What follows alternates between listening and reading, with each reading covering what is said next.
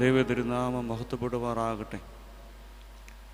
പരുമല സെമിനാരിയുടെ ഏറ്റവും ബഹുമാനിയായ മാനേജർ അച്ഛൻ, ഏറ്റവും ബഹുമാനരായ റമ്പാശന്മാരെ, വൈദിക ശ്രേഷ്ഠരെ, എന്നെ കേൾക്കുന്ന ദൈവജനമേ, ഇത് വ്യക്തിപരമായി എൻ്റെ ജീവിതത്തിലെ വലിയൊരു അസുലഭമായ നിമിഷം. ഏതൊരു പരിശുദ്ധനെ ജീവിതത്തിൽ മുറുകെ പിടിച്ചുകൊണ്ട് ജീവിതത്തിൻ്റെ ഓരോ അനുഭവങ്ങളിലും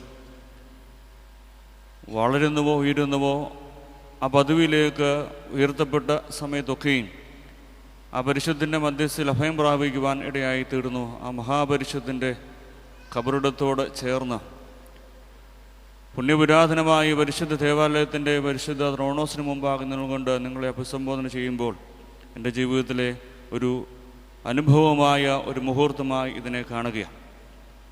കഴിഞ്ഞ ദിവസങ്ങളിലൊക്കെ നമ്മൾ പദയാത്രയായിട്ട് ഈ പരിശുദ്ധ കബറിങ്കിലേക്ക് നമ്മൾ കടന്നു വന്നു. യാത്രയുടെ നിമിഷങ്ങൾ. യാത്ര പോകുവാൻ നമുക്കൊക്കെ വളരെ ആഗ്രഹവും താല്പര്യവുമുണ്ട്.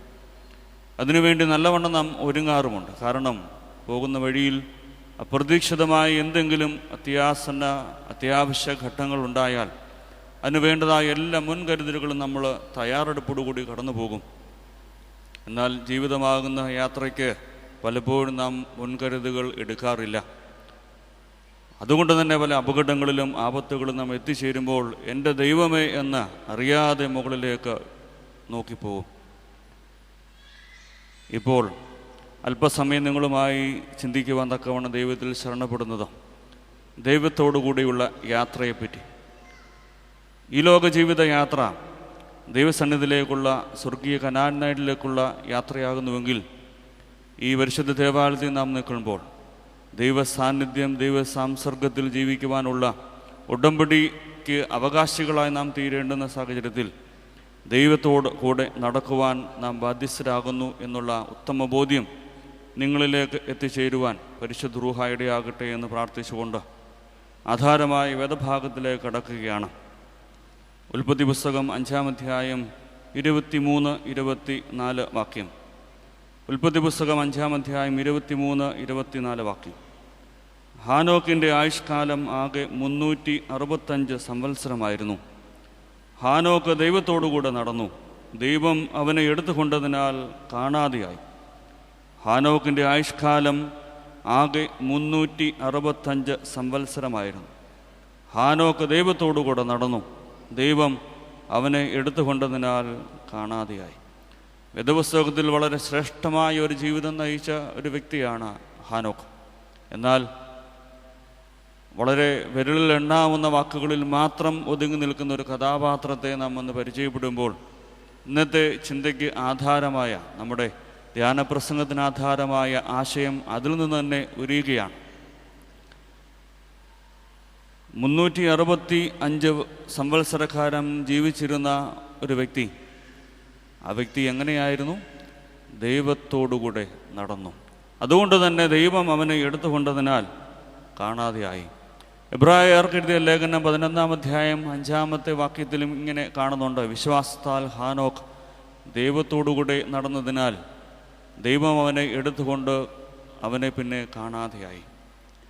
ഇവിടെ ദൈവത്തോടുകൂടെ നടന്ന ഹാനോക്കിനെ നാം വളരെ ശ്രേഷ്ഠമായി ഒന്ന് വീക്ഷിക്കേണ്ടതുണ്ട്.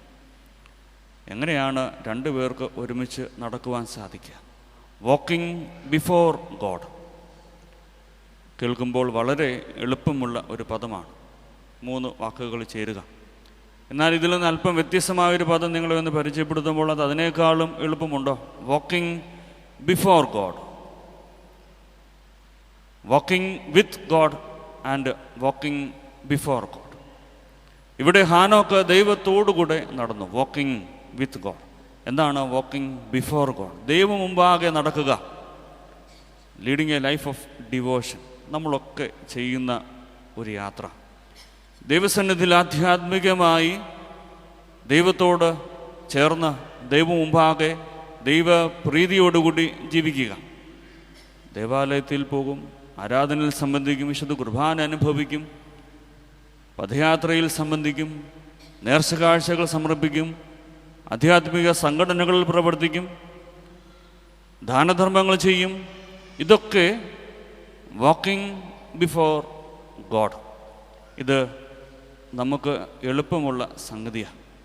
എന്നാൽ നാം പരിചയപ്പെടേണ്ടുന്ന ആ വാക്യം ഒരല്പം കൂടെ കാഠിന്യം, കേൾക്കാൻ രസമുണ്ട്, നെല്ലിക്ക പോലെയാണ്. കഴിക്കുമ്പോൾ ആദ്യം നല്ലവണ്ണം കഴിക്കും, പിന്നെയാണ് അതിൻ്റെ മധുരം ലഭിക്കുക. ഇവിടെ വാക്കിംഗ് വിത്ത് ഗോഡ്, ദൈവത്തോടുകൂടെ നടക്കുക എന്നുള്ള ആ പദം നമ്മുടെ ജീവിതത്തിൽ എങ്ങനെ നമുക്ക് അനുവർത്തിക്കാൻ സാധിക്കും? ആധാരമായി വേദപുസ്തക ഭാഗം എടുക്കുമ്പോൾ തുടർന്ന് ഇതിനാവശ്യമായ ചില സംഗതികളെ, ആധികാരികമായി നമ്മുടെ ജീവിതത്തിൽ നിലനിർത്തേണ്ടുന്ന ചില സവിശേഷതകളെ ഒന്ന് ഓർമ്മപ്പെടുത്തുവാനായിട്ടാണ് ഈ സമയം ഉപയോഗിക്കുക.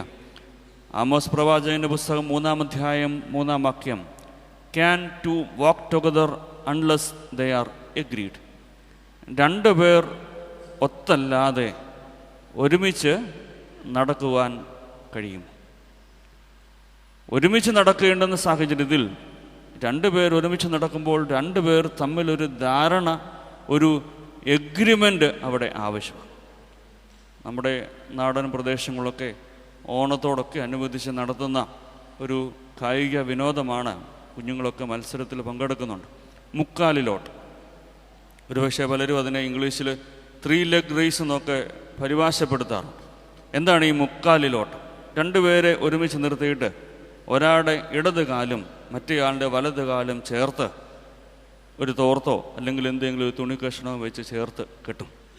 അങ്ങനെയെങ്കിൽ 2 പേരുടെ 4 കാല് ഇല്ലേ? ഇനിയും അവരെ ആ ഓട്ടമത്സരത്തിൽ പങ്കെടുക്കേണ്ടത് എത്ര കാലുകൊണ്ടാണ്? 4-ൽ 1 കുറഞ്ഞ് 3 തീരുക. അങ്ങനെയെങ്കിൽ ഒരാൾ വലത് കാലെടുത്ത് വെക്കുമ്പോൾ മറ്റേയാൾ വലത് കാലെടുത്ത് വെക്കണം ഇല്ലേ? അല്ല, തെറ്റിപ്പോയി. ഒരാൾ വലത് കാലെടുക്കുമ്പോൾ മറ്റേയാൾ ഇടത് കാലെടുത്ത് വെക്കണം. ഇവർ 2 പേരും ഒരുമിച്ച് ഒരു ധാരണയിൽ മുന്നോട്ട് പോയില്ലെങ്കിൽ 2 പേരും മൂക്കടിച്ച് താഴെ വീണ് ഉള്ള പല്ലും പോകും, മുഖത്തിൻ്റെ ആ സൗന്ദര്യവും നഷ്ടപ്പെടും. ഇത് വളരെ നിസ്സാരമായ ഒരു വശം നമുക്ക് തോന്നും. എന്നാൽ കുഞ്ഞുങ്ങൾക്കൊക്കെ അത് നല്ല വിനോദമുള്ള ഒരു അവസരമാണ്. ഇവിടെ 2 പേർ ഒരുമിച്ച് നടക്കുമ്പോൾ ഇവർ തമ്മിലൊരു ധാരണയുണ്ടാകണം. ഇവിടെ ഹാനോക്ക് ദൈവത്തോടുകൂടെ നടന്നു. ഇവിടെ ആര് തമ്മിലുള്ള ധാരണയാണ്? ദൈവവും ഹാനോക്കും തമ്മിലുള്ള ധാരണ. ദൈവം ഹാനോക്കിനോടുകൂടെ നടന്നു എന്നല്ല പറഞ്ഞിരിക്കുന്നത്.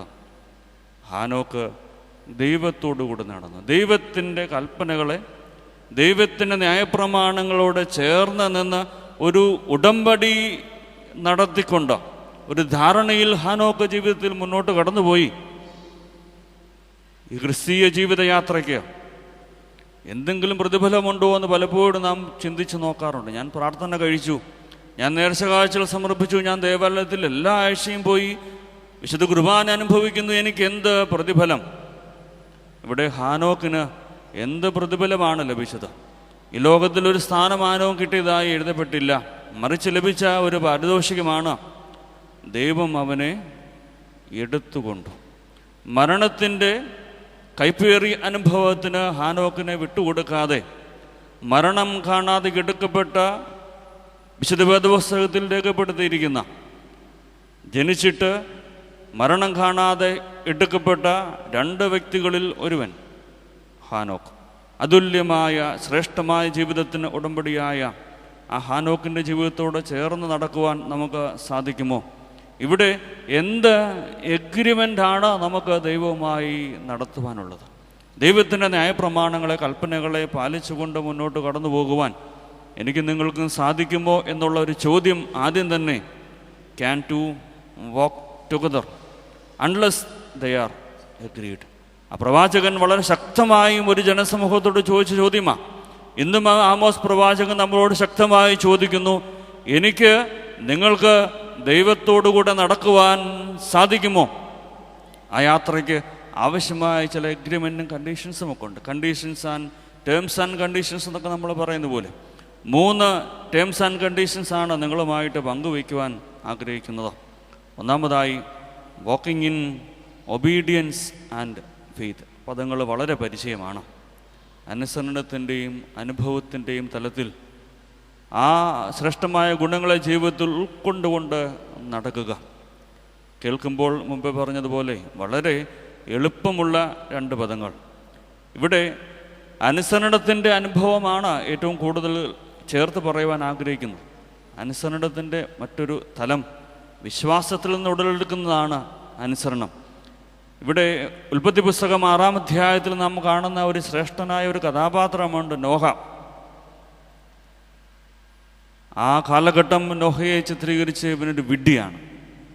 ഈ ലോകത്തിൽ പലരും വിഡ്ഢികളായി തീരുന്നുണ്ട്. എന്തിനു വേണ്ടി? ദൈവത്തെ അനുസരിച്ചത് കാരണം. മറ്റുള്ളവർ നിങ്ങളെ പീഡിപ്പിക്കുമ്പോൾ നിങ്ങൾ ഭാഗ്യവാന്മാർ. പരിശുദ്ധ വേദപുസ്തകം നമ്മളെ ഓർമ്മിപ്പിക്കുന്ന നിത്യസത്യങ്ങളെ പലപ്പോഴും ജീവിതത്തിൽ യാഥാർത്ഥ്യമായ ജീവിതത്തിലേക്ക് നമ്മൾ കടന്നു വരുമ്പോൾ അത് കൈപ്പേറിയ അനുഭവങ്ങളാണ്. ഇവിടെ നോഹയുടെ ജീവിതത്തിൽ എന്താണ് സംഭവിച്ചത്? കഥ വളരെ നമുക്ക് സ്പഷ്ടമാണ്, അല്ലേ? നോഹയുടെ ജീവിതത്തിലെ അസുലഭമായ നിമിഷം, ജനത്തിൻ്റെ പാപം അധികമായി വർദ്ധിച്ചു വന്നതുകൊണ്ട് ഈ ലോകത്തെ നശിപ്പിക്കുവാൻ ദൈവം തമ്പുരാൻ തീരുമാനിക്കുന്നു. അതിന് ഒരു ജലപ്രളയം സൃഷ്ടിക്കുവാൻ തക്കവണ്ണം തീരുമാനിച്ചു. നോഹയോട് പറയുന്നു, നീ ഒരു പെട്ടകം പണിയുക, അതിൽ നീയും നിൻ്റെ കുടുംബവും പ്രവേശിക്കുക. ഈ ലോകത്തിലുള്ള സർവ്വ ജന്തുക്കളിൽ നിന്നും ജീവജാലങ്ങളിൽ നിന്നും ആണും പെണ്ണുമായി അതിലേക്ക് പ്രവേശിക്കും. 40 ദിവസം തുടർച്ചയായി രാവും പകലും മഴ പെയ്യും. ഇവിടെ ഒരു ജലപ്രളയമുണ്ടാകും. ജലപ്രളയത്തെ ഞാൻ ഈ ലോകത്തെ നശിപ്പിക്കുവാൻ പോകുന്നു. നോഹ ആ ജനത്തോട് മുഴുവനായി ഇത് അട്ടഹസിച്ച് പറഞ്ഞു. ദൈവത്തിൻ്റെ പ്രവചന ശബ്ദം അവിടെ ആ ജനസമൂഹത്തോട് നോഹ പറഞ്ഞു. കേട്ടുനിന്നവർ പറഞ്ഞു, ഇവൻ മരമണ്ടനാണ്.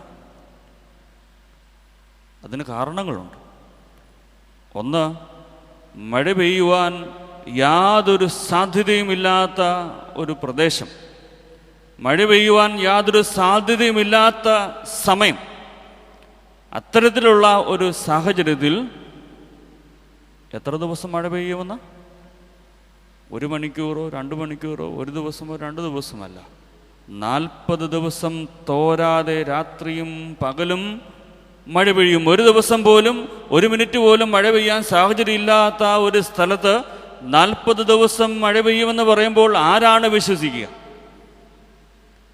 അവിടെ ഈ പ്രവചന ശബ്ദം അരുളി ചെയ്ത നോഹയോട് ആ ജനം ധിക്കരിച്ചുകൊണ്ട് പറഞ്ഞു, നീ മണ്ടനാണ്.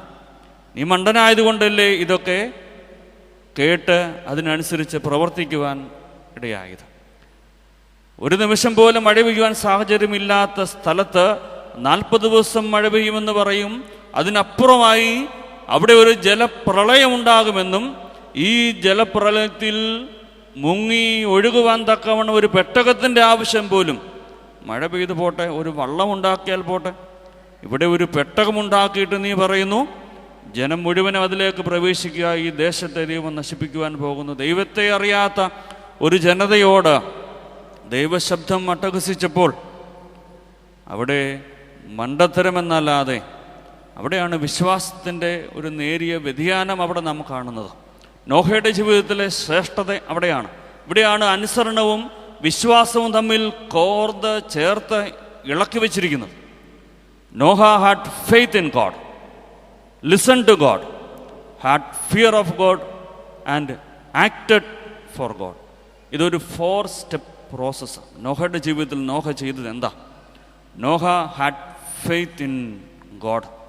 ഈ ജനമൊക്കെ ഇത് അനുസരിച്ചില്ല, എന്നാൽ നോഹ അത് അനുസരിച്ചു, വിശ്വസിച്ചു. എന്തുകൊണ്ട്?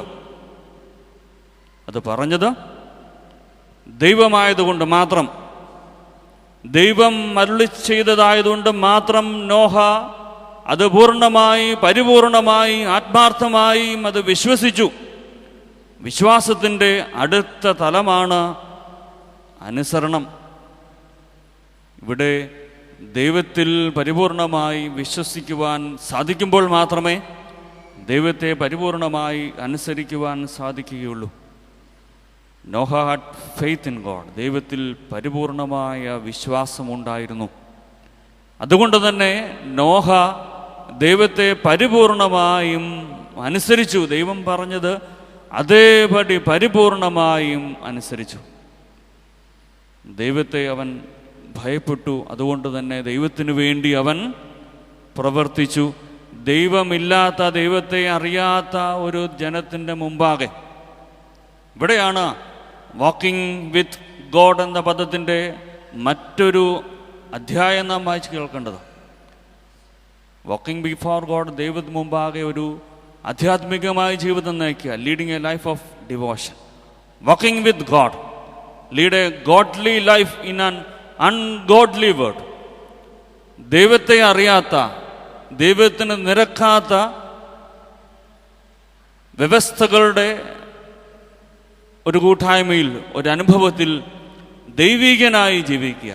ഒഴുക്കിനനുസരിച്ച് നീന്തുക എളുപ്പമാണ്, എന്നാൽ ഒഴുക്കിന് എതിരെ നീന്തുക അല്പം പ്രയാസമാണ്.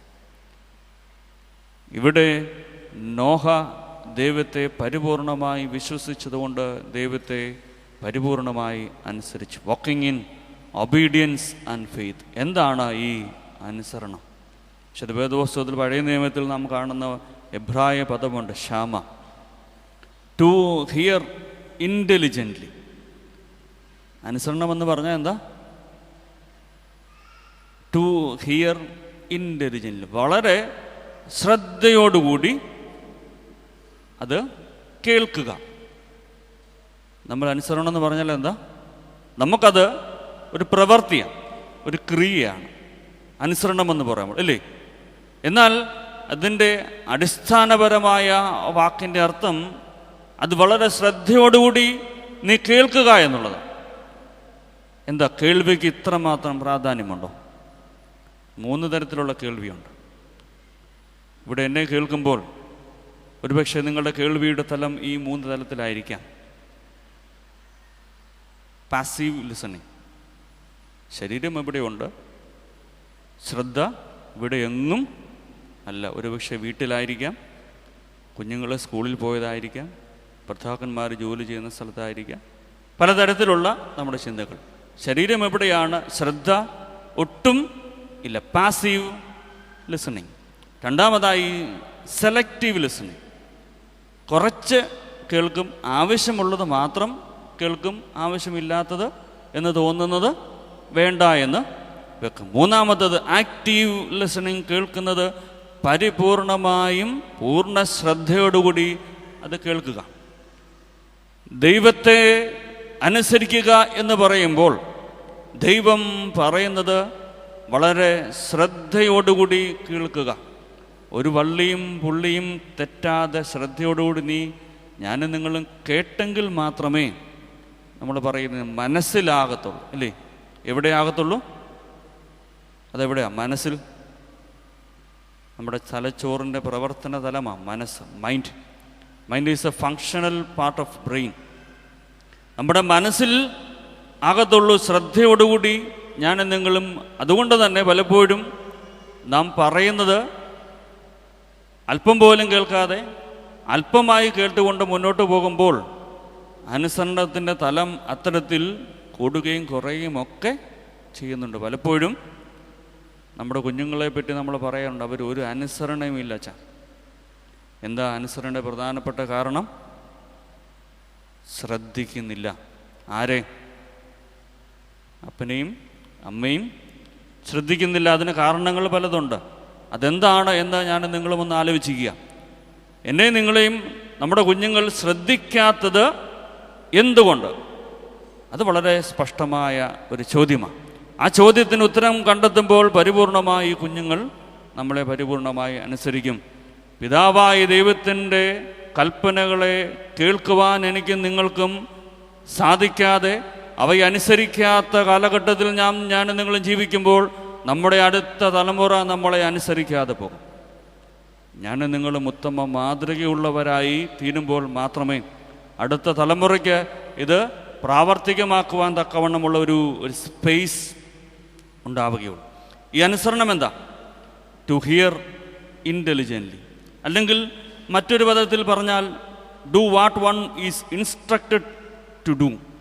മറ്റൊരുവൻ പറയുന്നത് എന്താണ് എന്നുള്ളത് അതിനനുസരിച്ച് പ്രവർത്തിക്കുക. ഇവിടെ കേൾവിക്ക് മറ്റൊരു തലം കൂടിയുണ്ട്. ആരാണ് അത് പറയുന്നത് എന്നത് പ്രസക്തമാണ്. മുമ്പേ ഞാൻ പറഞ്ഞു, നോഹ അനുസരിച്ചു. എന്തുകൊണ്ട്? ആര് പറഞ്ഞതുകൊണ്ടാ? അത് ദൈവം പറഞ്ഞതുകൊണ്ട്. പറയേണ്ടവർ പറയേണ്ട സമയത്ത് പറയേണ്ടതുപോലെ പറഞ്ഞാൽ കേൾക്കേണ്ടവർ കേൾക്കേണ്ട രീതിയിൽ കേൾക്കും. ഇപ്പോൾ പദയാത്രയ്ക്ക് ആളുകളുടെ, ഞാനത് പറയുമ്പോൾ ഒരുപക്ഷെ പലർക്കും വ്യത്യസ്തമായ അഭിപ്രായങ്ങളുണ്ടാകാം. പദയാത്രയ്ക്ക് ആളുകൾ ഒരുപക്ഷെ കടന്നു വരണമെന്ന് പള്ളിയിലൊക്കെ നമ്മൾ അച്ഛന്മാരൊക്കെ പറയുമ്പോൾ, അച്ഛാ മുട്ടിന് വേദനയാണ്, എനിക്ക് പലതരത്തിലുള്ള അസുഖങ്ങളാണ്, വീട്ടിൽ മറ്റ് പല ആവശ്യങ്ങളുമുണ്ട്. എന്നാൽ ആശുപത്രിയിലേക്ക് പോയി ഡോക്ടർ പറയുകയാണ് കൊളസ്ട്രോൾ അങ്ങേയറ്റം പറ്റി, ഷുഗർ ആണെങ്കിൽ ഒരു നിയന്ത്രണവും ഇല്ല. അശാന അല്ലമ്മി അമ്മച്ചി മരുന്ന് കഴിച്ചുകൊണ്ട് മാത്രം മുന്നോട്ട് പോകില്ല, രാവിലെ എഴുന്നേറ്റൊന്ന് നടക്കണം. പറയേണ്ടവർ പറയേണ്ട രീതിയിൽ പറയേണ്ടതുപോലെ പറഞ്ഞാൽ കേൾക്കേണ്ടവർ കേൾക്കും. അവിടെ പറയുന്നവർ ആരാണ് എന്നുള്ളത് പ്രസക്തമാണ്. ദൈവത്തിൻ്റെ ശബ്ദം തിരിച്ചറിയുവാൻ ഈ കാലഘട്ടം സാധിക്കാതെ പോകുമ്പോഴാണ് ഈ അനുസരണം കെട്ട ഒരു തലമുറയായി മാറുന്നത്. എപ്പോൾ ശ്രദ്ധയോടുകൂടി നാം ദൈവകൽപ്പനകളെ കേൾക്കുന്നുവോ അന്ന് എൻ്റെയും നിങ്ങളുടെയും ജീവിതത്തിൽ ദൈവത്തെ പരിപൂർണമായി അനുസരിക്കുവാനുള്ള തലം നമുക്ക് ഉണ്ടാകും. നമ്മോട് പറയുന്നത് ആരാണ് എന്നത് വളരെ സ്പഷ്ടമായതുകൊണ്ട് ഇവിടെ അനുസരണത്തിൻ്റെ തലം വ്യത്യസ്തമാകും. നമ്മൾ അനുസരിക്കും, ഇല്ലേ? നമ്മുടെ അനുസരണത്തിൻ്റെ ഒരു ഉദാഹരണം നമുക്ക് പലപ്പോഴും അറിയാം. കാക്കിയിട്ട തൊപ്പി വെച്ച ആളുകൾ റോഡിൻ്റെ സൈഡിൽ നിൽക്കുന്നുവെങ്കിൽ പെട്ടെന്ന് നമ്മുടെ സ്കൂട്ടറിൻ്റെ ഗ്ലാസ്സിൽ തൂക്കിയിട്ടിരിക്കുന്ന ഹെൽമെറ്റ് എടുത്ത് നമ്മൾ തലയിലേക്ക് വെക്കും. പെട്ടെന്ന് കാറ് ഒന്ന് സ്ലോ ചെയ്ത് അല്ലെങ്കിൽ നിർത്തി സീറ്റിൻ്റെ ബെൽറ്റ് കുറുകെ എടുത്ത് നിമിഷ നേരം കൊണ്ട് എടുത്തിടും. ഇവിടെ ഈ അനുസരണം എന്തിൻ്റെ അടിസ്ഥാനത്തിലാണ്? ഭയം. നിയമങ്ങളുള്ളതുകൊണ്ട്, നിയന്ത്രണങ്ങളുള്ളതുകൊണ്ട്. ഇവിടെ പലപ്പോഴും ഫോഴ്സ്ഡ് ഡിസിപ്ലിൻ, നിർബന്ധമായും നടത്തേണ്ടുന്ന ചില സാഹചര്യങ്ങളിൽ നാം അനുസരിച്ച് പോകും. അച്ഛാ, നിർബന്ധം കൊണ്ട് ചെയ്യുന്നതാണ്, അല്ലാതെ സ്വയമേ ചെയ്യുന്നതല്ല. ഇതാണ് അനുസരണത്തിൻ്റെ നമ്മുടെയൊക്കെ തലം. ആരാണ് പറയുന്നത് എന്നത് വളരെ ശ്രദ്ധയോടുകൂടി കേൾക്കുക. എന്താണ് പറയുന്നതെന്ന് ശ്രദ്ധയോടുകൂടി കേൾക്കുക. ഇവിടെ ശ്രദ്ധയുടെ തലമാണ് വിശ്വാസത്തിൻ്റെയും അനുസരണത്തിൻ്റെയും തലം. അതുകൊണ്ട് അച്ഛൻ എന്തായി പറയുന്നത്? ഞങ്ങൾ നല്ല അനുസരണയുള്ളവരാ, അനുസരണയോടുകൂടി നമ്മൾ ജീവിക്കുന്നവരാ. അതുകൊണ്ടല്ലേ ഈ പരിശുദ്ധ ദേവാലയത്തിലേക്ക് കടന്നു വരുന്നത്. എന്നാൽ ഒരു ചോദ്യം കൂടി അവശേഷിക്കുന്നു: എന്ത് പ്രതിഫലം ലഭിക്കും ഈ അനുസരിക്കുന്നത് കൊണ്ട്? എന്ത് പ്രതിഫലം ലഭിക്കും? അനുസരണം കെട്ടവരായി അനുസരിക്കാത്ത ഒത്തിരി പേര് ഈ ലോകത്തിലുണ്ട്. എൻ്റെ അയലോകത്തെ അമ്മാമ്മ, അവൾ പള്ളിയിലും പോകത്തില്ല, സമാജത്തിലും പോകത്തില്ല, യാതൊരു തരത്തിലും മറ്റുള്ളവർക്ക് 10 രൂപയുടെ കാശ് സഹായമായിട്ട് കൊടുക്കുകയും ചെയ്യുന്നില്ല. പക്ഷേ അവൾക്ക് അനുഗ്രഹങ്ങൾക്ക് മേൽ ഒരു അസുഖം പോലും, അച്ഛൻ ഒരു പനി പോലും അവൾക്ക് പിടിക്കുന്നില്ല. എന്നാൽ ദേവാലയത്തിൽ പോകുന്നുണ്ട്, നോമ്പ് നോക്കുന്നുണ്ട്, ഉപവാസം എടുക്കുന്നുണ്ട്, നേർച്ച കാഴ്ചകൾ സമർപ്പിക്കുന്നുണ്ട്. എന്നിട്ടും എൻ്റെ കുടുംബത്തിൽ നിന്ന് വേദനകളും സങ്കടങ്ങളും മാറുന്നില്ല, തീരുന്നില്ല, തോരുന്നില്ല. എന്ത് പ്രതിഫലം എനിക്ക് ലഭിക്കും? നോഹയ്ക്ക് ലഭിച്ച പ്രതിഫലം എന്താ?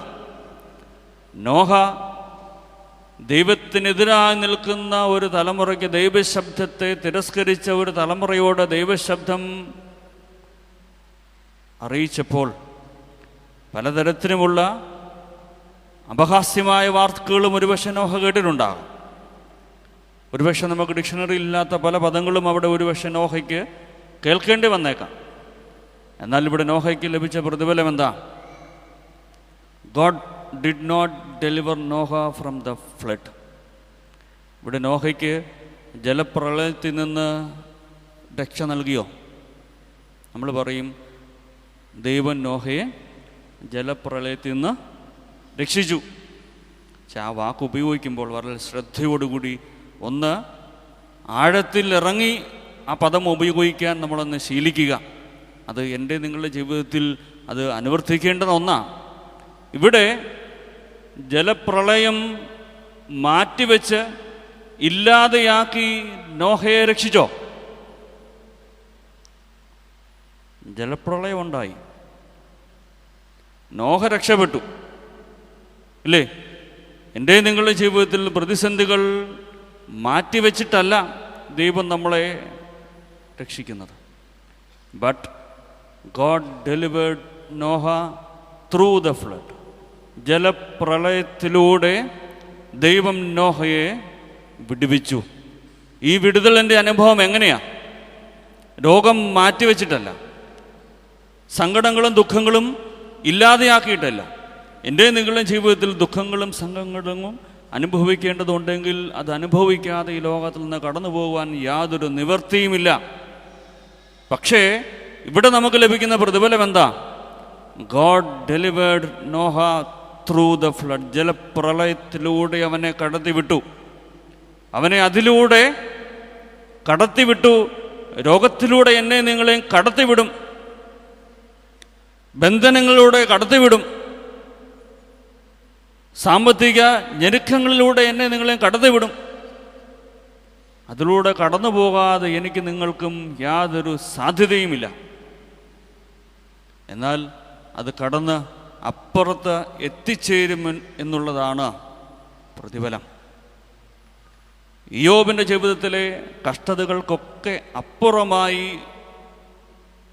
അവന് ദൈവം നൽകിയതിൻ്റെ ഇരട്ടി അവന് കൊടുത്തു. പരിശുദ്ധനായ പൗലോസ്ലിഹ പറയുന്നുണ്ട്, എനിക്ക് ജഡത്തിലൊരു ശൂലം നൽകപ്പെട്ടിരിക്കുന്നു. ഈ രോഗമൊന്ന് മാറ്റുവാൻ ആവശ്യപ്പെട്ടപ്പോൾ അവൻ എനിക്ക് നൽകുന്നത് എന്താ? ഒരു പാരസെറ്റമോൾ ആണോ? അല്ല, എൻ്റെ കൃപ നിനക്ക് മതി, എനിക്ക് നിങ്ങൾക്കും ആവശ്യമുള്ളത് അത് തന്നെയാണ്. ഈ സങ്കടങ്ങളിലൂടെ കടന്നു പോകുവാനുള്ള ദൈവ കൃപയാണ് ഞാൻ നിങ്ങളും ആവശ്യപ്പെടേണ്ടത് എന്നല്ലേ, എന്നുള്ള തിരിച്ചറിവിലേക്കല്ലേ നാം നടത്തേണ്ടത്. ഞാൻ നിങ്ങളും പ്രാർത്ഥിക്കും, എൻ്റെ ദൈവമേ, എൻ്റെ രോഗങ്ങളെ, എൻ്റെ സങ്കടങ്ങളെ, ഞെരുക്കങ്ങളെ, ബുദ്ധിമുട്ടുകളെ ഒക്കെ മാറ്റണമേ. എന്നാൽ ഇന്ന് മുതൽ നാം ഒന്ന് പ്രാർത്ഥിച്ചാട്ടെ, ഈ സങ്കടങ്ങളിലൂടെ കടന്നു പോകാനുള്ള ദൈവകൃപ തമ്പുരാനെ എനിക്ക് നൽകണമേ. അവിടെ കഷ്ടതകളെ കടന്നുകൂടുവാനുള്ള ദൈവകൃപ എനിക്ക് നിങ്ങൾക്കും സ്വായത്തമാകും. പഴയ നിയമത്തിൽ പലപ്പോഴും ദൈവം അവരെ ഓർത്തു എന്ന് പറയുന്ന ഒരു പദമുണ്ടോ? God remembered. നോഹയെയും കുടുംബത്തെയും ദൈവം ഓർത്തു. ഇവിടെ എന്താണ് എന്നെയും നിങ്ങളെയും ദൈവം ഓർക്കുവാൻ വേണ്ടതായ ഘടകങ്ങൾ? When the Old Testament says God remembered, it combines the ideas of faithful love and timely intervention. വിശ്വസ്തമായ ഒരു സ്നേഹത്തിൻ്റെ അനുഭവതലവും യഥാസമയത്തുള്ള മോചനത്തിൻ്റെ, വിടുതലിൻ്റെ അനുഭവവും. ഈ പറയുന്നത് ജലപ്രളയത്തിലൂടെ ഈ നോഹയുടെ കുടുംബത്തെ, ഈ ലോകത്തിലെ സർവ്വ ചരാചരങ്ങളെയും ദൈവം സ്നേഹിച്ചു. അതുകൊണ്ട് തന്നെ സമയാസമയത്ത് ദൈവം അവിടെ ഇടപെട്ട് ഈ ജനത്തിന് ആവശ്യമായ മോചനം നൽകി. Walking in obedience and faith. വിശ്വാസം എവിടെ കിടക്കുന്നു? അനുസരണം ഇവിടെ കിടക്കുന്നു. ഇത് രണ്ടും രണ്ടല്ല, ഒന്നൊന്നിനോട് ഒരു നാണയത്തിൻ്റെ അപ്പുറവും ഇപ്പുറവും എന്നതിൽ ഇവിടെ ആരാണ് പറയുന്നത് എന്നുള്ളത് നമ്മുടെ കേൾവിയെ അത് ആശ്രയിച്ചിരിക്കും. അവിടെ ശ്രദ്ധയോടുകൂടി ദൈവശബ്ദം കേൾക്കുവാൻ വിശ്വാസമുണ്ട് എങ്കിൽ അത് അനുസരിക്കുവാൻ നമുക്ക് സാധിക്കും. രണ്ടാമതായി, ദൈവത്തോടുകൂടെ നടക്കുവാൻ എന്ത് എഗ്രിമെൻ്റാണ്? Walking despite opposition. പ്രതിസന്ധികളുടെ നടുവിലും ദൈവത്തോടുകൂടെ നടക്കുക എന്നുള്ളത്. ബഹുമാനപ്പെട്ട റമ്പാച്ചൻ ആമുഖമായി ഓർപ്പിച്ച ഒരു വേദഭാഗത്തിൻ്റെ അടിസ്ഥാനം ഇതിനോട് ചേർന്നുണ്ട്. ദാനിയേൽ പ്രവാചകന്റെ പുസ്തകത്തിൽ നാം കാണുന്ന ശദ്രക്, മേശക്, അബേദ്നെഗോ എന്ന് പറയുന്ന 3 യഹൂദ ബാലന്മാരുടെ അല്ലെങ്കിൽ യുവാക്കന്മാരുടെ കഥ നമുക്ക് വളരെ സ്പഷ്ടമാണ്. നെബൂഖദ്നേസർ രാജാവിൻ്റെ കാലഘട്ടത്തിൽ ഇസ്രായേൽ ജനതയെ മുഴുവനായി, ഇസ്രായേൽ നാട് മുഴുവനായി നശിപ്പിച്ചുകൊണ്ട്, യെരുശലേം ദേവാലയത്തെയും ചുട്ടരിച്ചുകൊണ്ട് അനേക ആളുകളെ അടിമകളായിട്ട് ഈ രാജാവ് ബാബിലോണിലേക്ക് കൊണ്ടുവന്നു.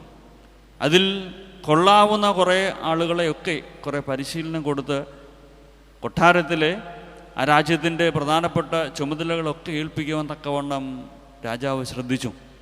അത്തരത്തിലുള്ള 3 യുവാക്കന്മാരാണ് ശദ്രക്, മേശക്, അബേദ്നെഗോ.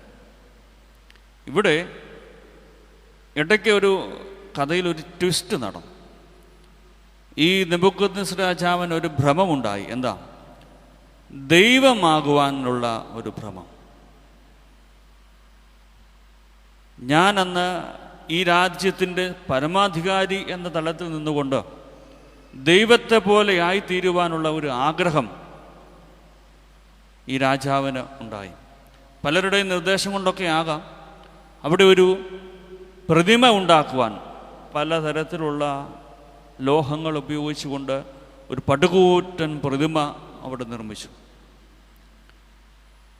കാഹളമൂതുമ്പോൾ ഈ ജനം മുഴുവനും ഈ രാജാവിൻ്റെ പ്രതിമയ്ക്ക് മുമ്പാകെ സാഷ്ടാംഗം വീണ് നമസ്കരിക്കുക, ഈ രാജാവിനെ പരിപൂർണമായും ആരാധിക്കുക. ഇതിന് ഈ 3 യുവാക്കന്മാരും വശംവദരാകേണ്ട സാഹചര്യം വന്നു. എന്നാൽ അവിടെ നാം ആ വേദഭാഗം ഒന്ന് പരിശോധിക്കുമ്പോൾ എന്താണ് അവിടെ നടന്നത്? കഥ നമുക്ക് വ്യക്തമാണ്. ഇവിടെ എന്താണ് ദൈവത്തോടുകൂടെ ഞാൻ നിങ്ങൾ നടക്കുമ്പോൾ ഈ യുവാക്കന്മാരിൽ നിന്ന് നാം പഠിക്കേണ്ടതായ പാഠം ഇത് ഞങ്ങൾ ഒത്തിരി കേട്ടിട്ടുണ്ട്. ശദ്രക്, മേശക്, അബേദ്നെഗോവിൻ്റെ വിശ്വാസം ഞങ്ങൾക്കുണ്ട്. എന്നാൽ ഞാൻ പറയാൻ പോകുന്ന ആ വിശ്വാസം കുറെ കൂടെ കട്ടിയുള്ളതാണ്.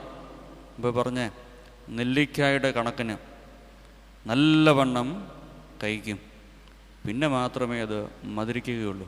എന്താ? അവിടെ ഒറ്റ വാക്ക് അവിടെ പ്രസക്തമുണ്ട്. ദാനിയേൽ പ്രവാചകന്റെ പുസ്തകം 3-ാം അധ്യായം 17-ഉം 18-ഉം 17-ാമത്തെ വാക്യം നമുക്ക് വളരെ പരിചയമുള്ള, നമുക്കറിയാവുന്ന, നമ്മുടെ ജീവിതത്തിൽ നാം അനുകരിക്കുന്ന ഒന്ന്. ഞങ്ങൾ സേവിക്കുന്ന ദൈവത്തിന് ഞങ്ങളെ വിടുവിക്കാൻ കഴിയുമെങ്കിൽ അവൻ ഞങ്ങളെ എരിയുന്ന തീച്ചുളയിൽ നിന്നും രാജാവിൻ്റെ കയ്യിൽ നിന്നും വിടുവിക്കും. ഞങ്ങൾ സേവിക്കുന്ന ദൈവത്തിന് ഞങ്ങളെ വിടുവിക്കാൻ കഴിയുമെങ്കിൽ അവൻ ഞങ്ങളെ എരിയുന്ന തീച്ചൂളയിൽ നിന്നും രാജാവിൻ്റെ കയ്യിൽ നിന്നും വിടുവിക്കും. ഇവിടെ ഈ 3 യുവാക്കന്മാർക്ക് രക്ഷ എന്തൊക്കെ കാര്യങ്ങളിലാണ് വേണ്ടത്? ഇവരടിമകളാണ്, ബാബിലോണിൽ യാതൊരു സ്വാതന്ത്ര്യമില്ലാത്തവരാണ്, ഈ രാജാവിൻ്റെ പൂർണ്ണ അധികാരത്തിന് കീഴിൽ ജീവിക്കുന്ന, ഈ രാജാവിൻ്റെ ആശ്രയത്വത്തിൽ ജീവിക്കുന്ന 3 വ്യക്തികൾ. അങ്ങനെയെങ്കിൽ രാജാവ് പറഞ്ഞല്ലാതെ ഇടത്തോട്ടോ വലത്തോട്ടോ മാറുവാൻ ഇവർക്ക് സാധിക്കുകയില്ല. അങ്ങനെയെങ്കിൽ ഇവർക്ക് രക്ഷ ലഭിക്കേണ്ടത് എന്തിൽ നിന്നാണ്? രാജാവിൻ്റെ കയ്യിൽ നിന്നും. മറ്റൊരു അധ്യായമാണ്, ഈ രാജാവിനെ നമസ്കരിച്ചില്ലെങ്കിൽ എരിയുന്ന തീച്ചൂളയിലേക്ക് എറിയപ്പെടും. കാരണം ഇവർ മുന്നമേ തന്നെ തീരുമാനിച്ചു കഴിഞ്ഞു. എന്തുവാ? 2 കാര്യങ്ങളിൽ നിന്നുള്ള രക്ഷ ഉണ്ടാകണം. രാജാവ് ഇവരുടെ സ്നേഹിതനായിരുന്നു. അതുകൊണ്ടല്ലേ രാജകൊട്ടാരത്തിൽ അവരെ വിളിച്ചു വരുത്തി അവർക്ക് വേണ്ടതായ എല്ലാ പരിചരണം കൊടുത്തത്, രാജകൊട്ടാരത്തിലെ വിഭവങ്ങൾ അവർക്ക് കൊടുത്തത്. ഉറങ്ങുവാൻ രാജകൊട്ടാരത്തിൻ്റെ അനുഭവമാണ് കൊടുത്തത്. പിന്നെ എന്തുകൊണ്ട് ഈ രാജാവിൻ്റെ കയ്യിൽ നിന്ന് ഇവരെ വിടുവിക്കണമെന്ന് അവരാവശ്യപ്പെടുന്നു? രാജാവ് ഇവർക്ക് എതിരെയായി തീരുമെന്ന് ഇവർക്ക് ഉറപ്പാണ്. ഈ തീച്ചുളയുടെ അനുഭവം ഇവർക്ക് ലഭിക്കുമെന്ന് ഉറപ്പാണ്. എന്തുകൊണ്ട്? ഞങ്ങൾ ഈ രാജാവിൻ്റെ പ്രതിമയ്ക്ക് മുമ്പാകെ വണങ്ങുവാൻ പോകുന്നില്ല. ശദ്രക്, മേശക്, അബേദ്നെഗോ എന്ന് പറയുന്ന 3 യുവാക്കന്മാർ ദൈവത്തിൻ്റെ കഴിവിൽ പരിപൂർണമായി വിശ്വസിച്ചു. They believed that God was able, but they did not know if he would deliver them. ദൈവത്തിന് ഇവരെ വിടുവിക്കുവാൻ കഴിയുമെന്ന് ഇവർ പരിപൂർണമായും വിശ്വസിച്ചിരുന്നു.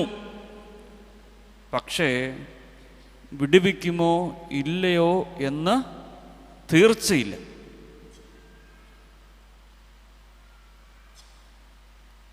നമ്മളും നമ്മുടെ വിശ്വാസത്തിൻ്റെ ഒരു തലം ഇതാ. എൻ്റെയും നിങ്ങളുടെയും രോഗത്തിൻ്റെ, ബുദ്ധിമുട്ടിൻ്റെ, ഞെരുക്കങ്ങളുടെ, സങ്കടങ്ങളുടെ അനുഭവത്തിൽ എന്നെയും നിങ്ങളെയും വിടുവിക്കുവാൻ കഴിയുന്നവനായ ദൈവമാണ് ഉയർത്തെഴുന്നേറ്റവനായ ക്രിസ്തു എന്ന് എനിക്ക് നിങ്ങൾക്കും പരിപൂർണമായ ബോധ്യമുണ്ട്. എങ്കിലും നമ്മൾ പ്രാർത്ഥിക്കും, ദൈവമേ അവിടുത്തെ ഹിതം പോലെ നടത്തണമേ.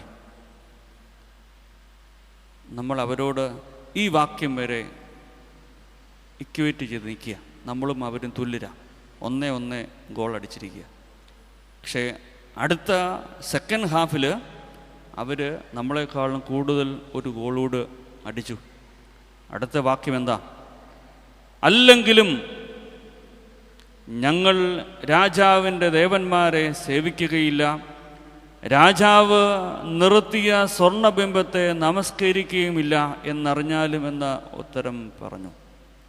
അല്ലെങ്കിലും എന്തായി? അല്ലെങ്കിലും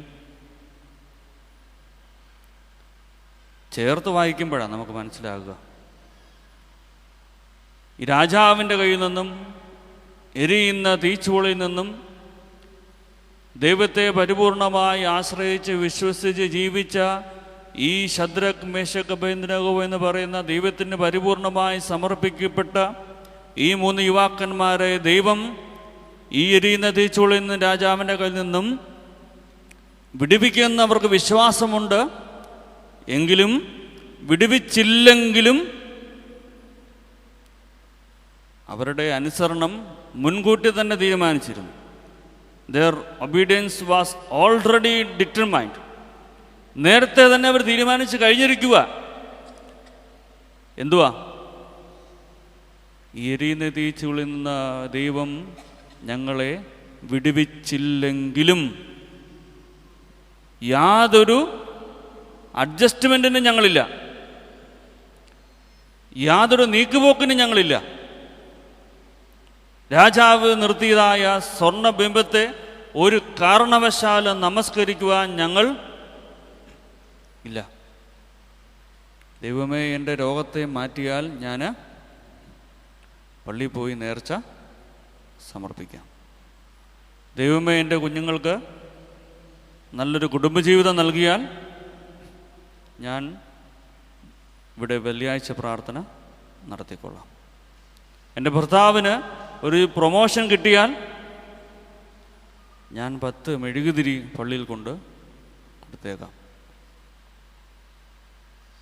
എൻ്റെ നിങ്ങളുടെ ജീവിതത്തിൽ കണ്ടീഷണൽ പ്രയറിൻ്റെ അനുഭവത്തെല്ലാം വർദ്ധിച്ചു വന്നിരിക്കുക.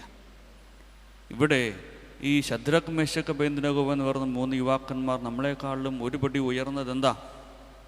എൻ്റെയും നിങ്ങളുടെയും രോഗത്തിൻ്റെ അനുഭവത്തിൽ അവൻ എന്നെ നിങ്ങളെയും വഴി നടത്തുവാൻ, വിടുവിക്കുവാൻ കഴിയുന്നവനാണ്, സാധിക്കുന്നവനാണ് എന്ന് പരിപൂർണമായി വിശ്വസിക്കുന്നു. എങ്കിലും അവൻ എന്നെ നിങ്ങളെയും അതിൽ നിന്ന് വിടുവിച്ചില്ലെങ്കിലും അവനെ പരിപൂർണമായി ഞങ്ങൾ യാതൊരു തരത്തിലുമുള്ള അഡ്ജസ്റ്റ്മെൻറ്റിനും ഞങ്ങളില്ല. സ്വന്തം ദേവാലയത്തിൽ പോയി പ്രാർത്ഥിച്ചു, ഏതെങ്കിലും തീർത്ഥാടന പ്രദേശത്ത് പോയി പ്രാർത്ഥിച്ചു, എന്നിട്ടും എൻ്റെ കുഞ്ഞ് പരീക്ഷയ്ക്ക് ജയിക്കുന്നില്ല. എന്നാൽ അപ്പുറത്ത് പോയി സഹോദരൻ്റെ മുൻപാകെ പോയി നിന്ന് സഹോദരൻ്റെ കൈയൊന്ന് എൻ്റെ തലയിലേക്ക് വെച്ചാൽ എൻ്റെ കുഞ്ഞിൻ്റെ പരീക്ഷ ജയിക്കും. ഓട്ടപ്രദക്ഷിണമാണ്. ഡോക്ടേഴ്സ് ഷോപ്പിംഗ് പോലെ ഒരു രോഗത്തിൻ്റെ പിന്നാലെ നമ്മൾ വിവിധ ഡോക്ടർമാരുടെ പുറകെ പോകും. സ്പിരിച്വൽ ഷോപ്പിങ്ങാണ്. എവിടെയാണോ അനുഗ്രഹം ലഭിക്കുന്നതിൻ്റെ പുറകെ നമ്മൾ പോവുകയാണ്. ഞാനും നിങ്ങൾ നിൽക്കുന്ന ഇടത്ത് തന്നെ നിൽക്കുക. കാരണം ഇത് ഏതെങ്കിലും ഒരു വ്യക്തി പറയുന്നതല്ല, പരിശുദ്ധ വേദപുസ്തകം പറയുന്നതാണ്. അല്ലെങ്കിലും ഞങ്ങൾ രാജാവിൻ്റെ ദേവന്മാരെ സേവിക്കുകയില്ല, അവൻ നിർത്തിയിരിക്കുന്ന സ്വർണ്ണബിംബത്തെ നമസ്കരിക്കുകയുമില്ല. ഇതാണ് unconditional absolute faith. Even if he don't faith, അവൻ എന്നെ നിങ്ങളെയും പരിരക്ഷിച്ചില്ലെങ്കിലും പരിപൂർണമായി വിശ്വസിക്കുവാൻ തക്കവണ്ണം സാധിക്കുന്ന ഒരു തലം. ആ തലത്തിലേക്കാണ് ഞാൻ നിങ്ങളും വളരേണ്ടതും ഉയരേണ്ടതും. എൻ്റെ നിങ്ങളുടെയും വിശ്വാസത്തിൻ്റെ തലം അത്രത്തോളം വളരുവാൻ സാധിച്ചിട്ടുണ്ടോ? പരിപൂർണമായി ദൈവത്തിൽ വിശ്വസിക്കുവാൻ സാധിക്കുമ്പോൾ അച്ഛാ ഞങ്ങൾ പരിപൂർണമായും വിശ്വസിക്കുന്നു. മറ്റൊരു ചോദ്യം കൂടെ മുമ്പേ ചോദിച്ചതുപോലെ എന്ത് ചോദ്യമാണ്? എന്ത് പ്രതിഫലം ലഭിക്കും? ഈ 3 യുവാക്കന്മാർക്ക് എന്ത് പ്രതിഫലമാണ് ലഭിച്ചേ? കൈയും കാലും കെട്ടി തീച്ചൂളയുടെ അടുത്തേക്ക് കൊണ്ടുപോയി. എന്നിട്ട് പറഞ്ഞു, അതിൻ്റെ ചൂട് 10 മടങ്ങാക്കുക. 10 സെക്കൻഡ് കൊണ്ട്, നിസാര സമയം കൊണ്ട് ഇവർ എരിഞ്ഞ് ചാമ്പലായിക്കൊള്ളും. ഇവിടെയാണ് ദൈവത്തിൻ്റെ വിടുതലിൻ്റെ അനുഭവം. ദൈവം അവരെ ഓർത്ത്, മുമ്പ് ഞാൻ പറഞ്ഞതുപോലെ, when the Old Testament says God remembered, it combines the ideas of faithful love and timely intervention. ഇവരെ പരിപൂർണമായ ഒരു ദൈവത്തിൻ്റെ സ്നേഹം, ടൈംലി ഇൻ്റർവെൻഷൻ. ദൈവം കൃത്യസമയത്ത്, പലപ്പോഴും നമ്മൾ പറയും ദൈവം ഇച്ചിരി സ്ലോയ. ദൈവം കൃത്യസമയത്ത് പ്രവർത്തിക്കും. ഈ 3 യുവാക്കന്മാരെ എറിയാൻ വന്ന പടയാളികൾ വെന്ത് ഉരുകി അവിടെ മരിച്ചു വീണു. ഈ 3 യുവാക്കന്മാർ 10 മടങ്ങ് ചൂടുള്ള എരിയുന്ന തീച്ചുളയുടെ അനുഭവത്തിൽ നിന്ന് നൃത്തം ചെയ്യുകയാണ് ദൈവ പുരുഷനോടൊപ്പം. ഇതാണ് പരിപൂർണമായ അവൻ. എന്നെ നിങ്ങളെയും വിടുവിച്ചില്ലെങ്കിലും കൃത്യസമയത്ത് അവൻ കടന്നു വരും. എൻ്റെ നിങ്ങളുടെ ലോകത്തിൻ്റെ പ്രതികൂല സാഹചര്യങ്ങളിൽ ദൈവം കൃത്യസമയത്ത് ഇടപെടും. അവിടെ എൻ്റെ നിങ്ങളുടെ വിശ്വാസം കുറെ കൂടെ ഒന്ന് ഉറപ്പിക്കണം. അവൻ എന്നെ വിടുവിച്ചില്ലെങ്കിലും ദൈവഹിതമെന്തെന്ന് എനിക്കറിയില്ല, എങ്കിലും ഞാൻ അവനെ പരിപൂർണമായി വിശ്വസിക്കുന്നു എന്ന് പറയുവാൻ ഉള്ള ചങ്കുറപ്പ് എപ്പോൾ കടന്നു വരുന്നുവോ അപ്പോഴാണ് ഞാൻ നിങ്ങളും ആ എരിയുന്ന തീച്ചൂളയിൽ നിന്ന് നൃത്തം ചെയ്യുവാൻ ദൈവം നമ്മളെ ഇടയാക്കുന്നത്. അവരുടെ തലമുടിയിലെ ഒരു രോമം പോലും തീയുടെ സ്പർശം ഏറ്റില്ല. മറിച്ച് കൊണ്ട് എറിഞ്ഞ പടയാളികൾ വെന്തുരുകി മരിച്ചു. ഇവിടെ അത്ഭുതം നടന്നു. രാജാവ് ഈ ദൈവത്തെ പരിപൂർണമായും, ദൈവം എന്തെന്നറിയാത്ത ഒരു രാജാവ് ദൈവം ആരെന്ന് തിരിച്ചറിയുന്നു. ആരിലൂടെ? ഈ 3 യുവാക്കന്മാരുടെ ആഴമേറിയ വിശ്വാസത്തിലൂടെ. എനിക്ക് നിങ്ങൾക്കും ഈ വിശ്വാസമുണ്ടെങ്കിൽ ഈ ദൈവജനത്തെ ദൈവസന്നിധിയിലേക്ക്, ദൈവത്തിൻ്റെ അടുക്കിലേക്ക്, ഈ പരിശുദ്ധൻ്റെ ഖബറിൻ്റെ സന്നിധിയിലേക്ക്, മധ്യസ്ഥയിലേക്ക് കൊണ്ടുവരുവാൻ എനിക്ക് നിങ്ങൾക്കും സാധ്യമായി തീരും. മൂന്നാമതായി, ദൈവത്തോടു കൂടെ നടക്കുവാൻ എന്ത് എഗ്രിമെൻ്റാണ് നമുക്ക് നടത്തേണ്ടത്? വാക്കിംഗ് ഇൻ ഫൊർഗീവ്നെസ്, ദീർഘക്ഷമയോടുകൂടിയുള്ള നമ്മുടെ ജീവിതയാത്ര. ഉൽപ്പത്തി പുസ്തകം 37-ാമത്തെ അധ്യായത്തിൽ നാം കാണുന്ന ഒരു കഥാപാത്രമാണ് യോസേഫ്. വളരെ പരിചയമുള്ള കഥാപാത്രം. കഥ നമുക്ക് വളരെ സുപരിചിതം. എന്നാൽ അവയുടെ ചില ഏടുകളിൽ മാത്രം നമുക്കൊന്ന് കടന്നു പോകാം. യോസേഫിനൊരു അനുഗ്രഹം ദൈവം കൊടുത്തിരുന്നു, സ്വപ്നങ്ങൾ കാണുവാനും സ്വപ്നങ്ങൾ വ്യാഖ്യാനിക്കുവാനുമുള്ള ഒരു കഴിവ്. തൻ്റെ പിതാവിൻ്റെ വളരെ അരുമ സന്താനമായ, വളരെ സ്നേഹിക്കപ്പെട്ട ഒരു മകൻ എന്ന രീതിയിൽ യോസേഫ് ഏറ്റവും കൂടുതൽ പരിലാളന ഏറ്റുവാങ്ങിയ ഒരു മകനാണ്. അതുകൊണ്ട് തന്നെ സഹോദരന്മാർക്ക് ഇവനോട് അല്പമായ സ്നേഹക്കുറവ് അല്ലേ? ഈ സ്നേഹക്കുറവിൻ്റെ പ്രതിഫലനമാണ് പിന്നെ ഉണ്ടായതായ വൈരാഗ്യവും വിദ്വേഷവും പകയുമൊക്കെ. എന്നാൽ ഇതിന് അടിസ്ഥാനമായ ചില സംഭവങ്ങൾ കൂടി ഉണ്ട്. എന്താ? 2 സ്വപ്നങ്ങൾ കണ്ടു. ആ 2 സ്വപ്നത്തിനും വെറുതെ സ്വപ്നം കണ്ടിട്ട് അവിടെ കിടന്ന് എഴുന്നേറ്റ് നടന്നാൽ പോരായോ? യോസേഫ് അത് വാ തുറന്നങ്ങ് എഴുന്നള്ളിച്ചു. അതുകൊണ്ട് തീരുന്നില്ല, അതിൻ്റെ വ്യാഖ്യാനം കൂടി അങ്ങ് പറഞ്ഞു. എന്തുവാ? ഈ സഹോദരങ്ങളായ നിങ്ങളൊക്കെ എൻ്റെ മുമ്പാകെ തലകുനിച്ച് നമസ്കരിക്കേണ്ട സാഹചര്യം കടന്നു വരും. ഏത് സഹോദരനാ സഹിക്കുക? ഏത് ജ്യേഷ്ഠനാ സഹായിക്കുക? അത് അവർ മനസ്സിൽ വെച്ചിരുന്നു. അന്നേരം ഒന്നും ചെയ്തില്ല. അവർ ആടുകളെ മേയ്ക്കുവാൻ പോയി. പിതാവ് പറഞ്ഞു, നിൻ്റെ ജ്യേഷ്ഠന്മാർ എവിടെയാണ് എന്നൊന്ന് പോയി നോക്കിയിട്ട് വാ, ഇവർക്ക് വേണ്ടത് ആഹാരം കൊടുത്തിട്ട് വാ. ദൂരെ നിന്ന് സഹോദരന്മാർ നോക്കിയപ്പോൾ തെണ്ടിതാ സ്വപ്നക്കാരൻ വരുന്നു. ഇവനെ വകവരുത്തുവാൻ പറ്റിയ സമയം. അവനെ പിടിച്ച് അവൻ്റെ വസ്ത്രമൂരി ഒരു പൊട്ടക്കിണറ്റിലേക്ക് എടുത്തിട്ടു. എന്നിട്ട് ആ വസ്ത്രത്തിലേക്ക് ഒരു ആടിനെ കൊന്ന് അതിൻ്റെ രക്തം പുരട്ടി പിതാവിനെ കൊണ്ട് കാണിച്ചു, ഇതാ നിൻ്റെ മകൻ. എൻ്റെ മകൻ എന്തോ? ഈ പദമൊന്ന് ഓർത്തേക്കണേ, ഞാൻ ഒന്നോട് ചോദിക്കും. ഇതാ നിൻ്റെ മകൻ മരിച്ചു. ആ പിതാവ് നെഞ്ചു പൊട്ടി കരഞ്ഞു. തൻ്റെ മകൻ നഷ്ടപ്പെട്ടതിൻ്റെ വേദനയിൽ, ധർമ്മസങ്കടത്തിൽ, പ്രയാസത്തിൽ ആ പിതാവ് വളരെയധികം ബുദ്ധിമുട്ടി. കാലം കടന്നുപോയി. ഈ സഹോദരനെ കൊല്ലുവാൻ ചിലർക്ക് താല്പര്യമില്ലായിരുന്നു. അവനെ ആ പൊട്ടക്കിണറ്റിൽ നിന്നെടുത്ത് മിദ്യാന്യർക്ക് അടിമയായിട്ട് വിറ്റു. അവിടെ നിന്ന് പോത്തിഫറിൻ്റെ ഭവനത്തിൽ വേലക്കാരനായിട്ട് ജോലി ചെയ്തു. അവിടെ നിന്ന് ചെയ്യാത്ത തെറ്റിന് കാരാഗൃഹത്തിൽ അടയ്ക്കപ്പെട്ടു. ഇതൊക്കെ എന്തിൻ്റെ പേരിലാണ്? യോസേഫ് ചെയ്ത തെറ്റിൻ്റെ പേരിലാണോ? അല്ല. മറ്റുള്ളവരുടെ പാപനിമിത്തം ഈ യോസേഫ് അനുഭവിക്കേണ്ടി വന്ന യാതനകൾ നിസ്സാരമല്ല. ഈ പൊട്ടക്കണ്ണിലിട്ട് ഇടുക എന്ന് പറഞ്ഞാൽ അതിനകത്ത് മുള്ളു കാണും, കല്ല് കാണും, ഒരുപക്ഷെ വെള്ളമുണ്ടാകാൻ സാധ്യത കുറവുമാണ്. കയറിൽ കെട്ടി, കൊട്ടയ്ക്കകത്ത് കെട്ടി ഇറക്കിയതല്ല, പിടിച്ചൊരു ഒറ്റ തള്ളി ഈ കിണറിൻ്റെ ചുവട്ടിൽ സൈഡിലുള്ളതൊക്കെ പോച്ചയും ഈ മുള്ളുമൊക്കെ അവൻ്റെ ദേഹത്ത് തറച്ചിട്ടുണ്ടാകാം. ചിലപ്പോൾ താഴെ വീണിപ്പോൾ ഏതെങ്കിലും കല്ലിൽ ചെന്ന് കയ്യോ കാലോ തലയോ ഇടിച്ചിട്ടുണ്ടാകാം.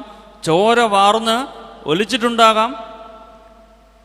ഒരുപക്ഷെ ആ തണുപ്പത്ത് കിടന്ന് അവൻ മരവിച്ചിട്ടുണ്ടാകാം. ഇതൊക്കെ ആർക്ക് വേണ്ടിയാ? ഈ സ്വന്തം സഹോദരങ്ങളുടെ പാപനിമിത്തം, തിന്മ നിമിത്തം ഈ യോസേഫിന് അനുഭവിക്കേണ്ടി വന്നതായ നരകയാതന. വീണ്ടും ഒരു ഉടമസ്ഥനുള്ളപ്പോൾ, സ്വന്തം പിതാവുള്ളപ്പോൾ അടിമയായിട്ട് വിൽക്കപ്പെട്ടു. അതോടൊപ്പം തന്നെ ഒരുവൻ്റെ ഭവനത്തിൽ അടിമയായിട്ട്, വേലക്കാരനായിട്ട് ശുശ്രൂഷിക്കേണ്ടി വന്നു. ഒരു തെറ്റും ചെയ്യാതെ അവനെ കാരാഗൃഹത്തിൽ അടയ്ക്കപ്പെട്ടു. മറ്റുള്ളവരുടെ തിന്മയ്ക്ക് വേണ്ടി, പാപത്തിന് വേണ്ടി അനുഭവിക്കുന്ന ഈ യാതനകൾ. ഇതുകൊണ്ടാണ് യോസേഫിനെ പഴയ നിയമത്തിൽ യേശുതമ്പുരാൻ്റെ ഒരു റിസംബ്ലൻസോടുകൂടി പിതാക്കന്മാർ ഓർക്കുന്നത്. ഈ ലോകത്തിൻ്റെ പാപത്തിന് വേണ്ടി യാഗമായി തീർന്ന യേശുതമ്പുരാനോട് ചേർത്ത് പഴയ നിയമത്തിൽ ചേർത്ത് വായിക്കപ്പെടുന്നൊരു കഥാപാത്രമാണ് യോസേഫിൻ്റേത്. ഈ ലോകത്തിൻ്റെ പാപത്തിന് വേണ്ടി യാഗമായി തീർന്ന കുഞ്ഞാട്, അതിനോട് തുല്യമായി പഴയ നിയമത്തിൽ ഏറ്റവും കൂടുതൽ മറ്റൊരുവൻ്റെ പാപത്തിൻ്റെ തിന്മയ്ക്ക് വേണ്ടി അതിനനുഭവിച്ച ഒരു വ്യക്തി എന്ന നിലയിൽ യോസേഫിനെ ഏറ്റവും ശ്രേഷ്ഠമായി കർത്താവിൻ്റെ കഷ്ടാനുഭവത്തോട്, പീഡാനുഭവത്തോട് ചേർന്ന് ഈ യോസേഫിൻ്റെ പീഡാനുഭവങ്ങളെ പിതാക്കന്മാർ ചിത്രീകരിക്കുമ്പോൾ ഈ കാരാഗ്രഹത്തിൽ അവൻ അനുഭവിച്ചതായ വേദനകൾ, പ്രയാസങ്ങൾ നിസ്സാരമല്ല.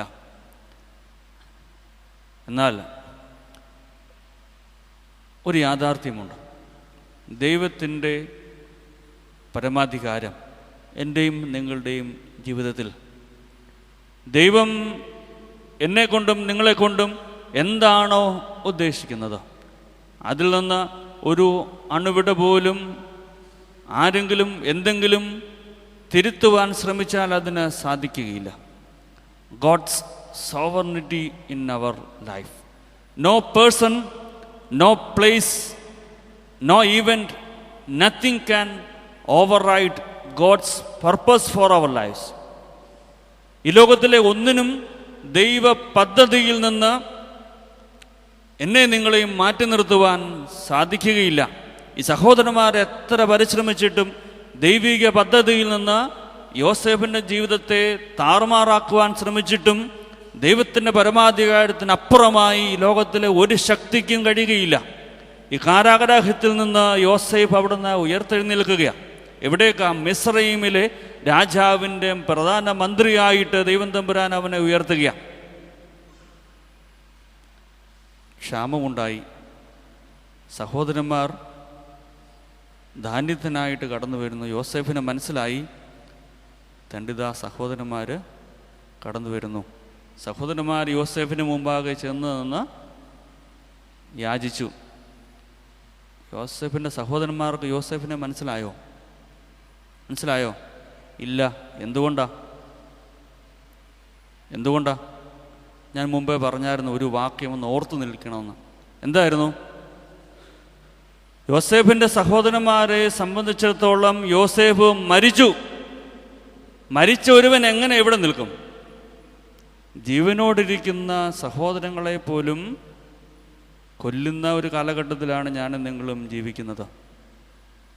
സ്വന്തം രക്തത്തിൽ പിറന്നവരെ പോലും പടിയടിച്ച് പിണ്ടം വെച്ച് മനസ്സിൻ്റെ പടിവാതിൽ കൊട്ടിയടയ്ക്കുന്ന ഒരു കാലഘട്ടത്തിൽ സഹോദരങ്ങളെ തിരിച്ചറിയാത്ത ഒരു തലമുറയുണ്ടെങ്കിൽ ഇവിടെ നമുക്ക് കഷ്ടം. സ്വന്തം സഹോദരങ്ങൾക്ക് യോസേഫിനെ തിരിച്ചറിയാൻ കഴിയാതെ പോയി. കാരണം അവൻ മരിച്ചു. ഇനിയും അവൻ ജീവനോടുണ്ടാകുമെന്ന് യാതൊരു സങ്കല്പവും അവർക്കില്ല. ദൈവം തൻ്റെ പദ്ധതി യോസേഫിലൂടെ നിവർത്തിക്കുകയാണ്. അവർക്കാവശ്യമായ ധാന്യം തൻ്റെ പിതാവിനെയും കുടുംബത്തെയും മുഴുവനായിട്ട് മിസ്രയീമിലേക്ക് കൊണ്ടുവന്ന ആ ജനതയെ ക്ഷാമത്തിൽ നിന്ന് വിടുവിക്കുന്ന ചരിത്രം നാം കാണുന്നുണ്ട്. ഇവിടെ സ്വന്തം സഹോദരങ്ങൾ ഈ യോസേഫിൻ്റെ തിന്മയ്ക്ക് വേണ്ടി ചെയ്തതൊക്കെ ദൈവം അവൻ്റെ നന്മയ്ക്ക് വേണ്ടി പ്രവർത്തിച്ചു. Brothers മെന്റ് four evil, God used it for good. എനിക്ക് നിങ്ങൾക്കും പലതരത്തിലുള്ള വിദ്വേഷങ്ങൾ കടന്നു വരാം. പലരും നമ്മളെ തെറ്റായി ചിത്രീകരിച്ചേക്കാം. പലരും നമ്മളെ മോശമായി പരാമർശിച്ചേക്കാം. അതിനൊന്നും ദൈവത്തിൻ്റെ പദ്ധതിയിൽ നിന്ന് നമ്മളെ മാറ്റി നിർത്തുവാൻ, ദൈവത്തിൻ്റെ ഗുഡ് വില്ലിൽ നിന്ന് നമ്മളെ മാറ്റി നിർത്തുവാൻ യാതൊരു ശക്തിക്കും സാധിക്കുകയില്ല. കാരണം ദൈവത്തിൻ്റെ പരമാധികാരം എൻ്റെ നിങ്ങളുടെയും ജീവിതത്തിലുണ്ട്. ദൈവമാണ് എൻ്റെ നിങ്ങളുടെയും പരമാധികാരി. അതിനപ്പുറത്തുമായിട്ട് ഈ ലോകത്തിലെ ഒരു ശക്തിക്കും ഒന്നും ചെയ്യാൻ സാധിക്കുകയില്ല എന്ന് യോസേഫിൻ്റെ ജീവിതം നമ്മളെ പഠിപ്പിക്കുന്നു. സഹോദരന്മാർ പലതും ചെയ്തു യോസേഫിൻ്റെ തിന്മയ്ക്കായിട്ട്, പക്ഷേ അത് ദൈവം നന്മയ്ക്കായിട്ട് അത് ഉപകരിക്കുകയാണ്. ഇവിടെ യോസേഫിൻ്റെ ജീവിതത്തിൽ വന്ന മാറ്റം, യോസേഫ് എന്താ ചെയ്തേ? സഹോദരങ്ങളെ പിടിച്ച കാരാഗ്രഹത്തിൽ അടച്ചോ? ഇവർ ചെയ്തതിന് ചെയ്യേണ്ടത് എന്തായിരുന്നു? മുമ്പ് ഞാനത് വളരെ വിശദമായി പറഞ്ഞു. പൊട്ടക്കിണറ്റിൽ തള്ളിയിട്ടു. സ്വന്തം രക്തത്തിൽ പിറന്നവനെ അടിമയായി വിട്ടു. വല്ലവൻ്റെയും വീട്ടിലെ പാത്രം കഴുകി തുണി നനച്ചു കൊടുത്തു.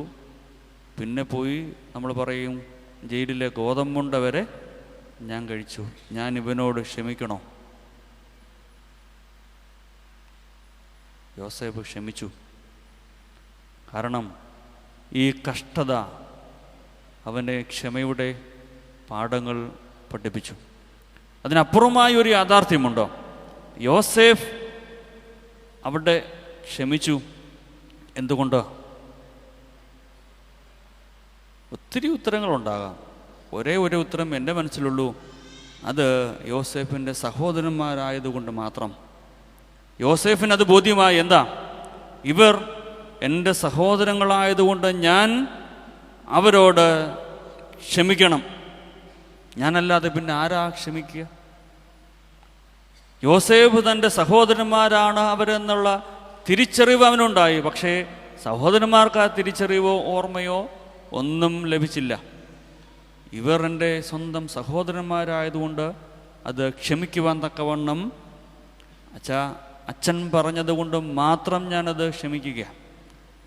സഹോദരന്മാരെ കൂട്ടി നിർത്തിയിട്ട് അനുരഞ്ജനത്തിനായിട്ട് അച്ഛൻ വിളിച്ചു കൂട്ടുമ്പോൾ അച്ഛാ ഇവൻ പറഞ്ഞതും ചെയ്തതും ഒക്കെ വെച്ച് നോക്കിയാൽ ഈ ജീവിതകാലത്ത് അവനോട് മിണ്ടേണ്ടവനല്ല, പക്ഷേ അച്ഛൻ പറഞ്ഞതുകൊണ്ട് മാത്രം ഞാനത് കേൾക്കാം. അച്ഛൻ പറഞ്ഞതുകൊണ്ടല്ല, ഇവൻ എൻ്റെ സഹോദരനായതുകൊണ്ട് നീ അവനോട് ക്ഷമിക്കണം.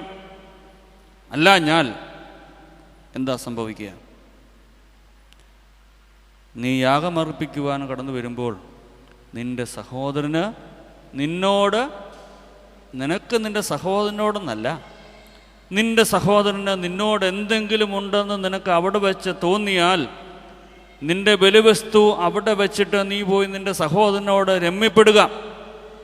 സഹോദരനോട് രമ്യപ്പെടാതെ യാഗമർപ്പിക്കുവാൻ നിനക്ക് യാതൊരു അവകാശവുമില്ല.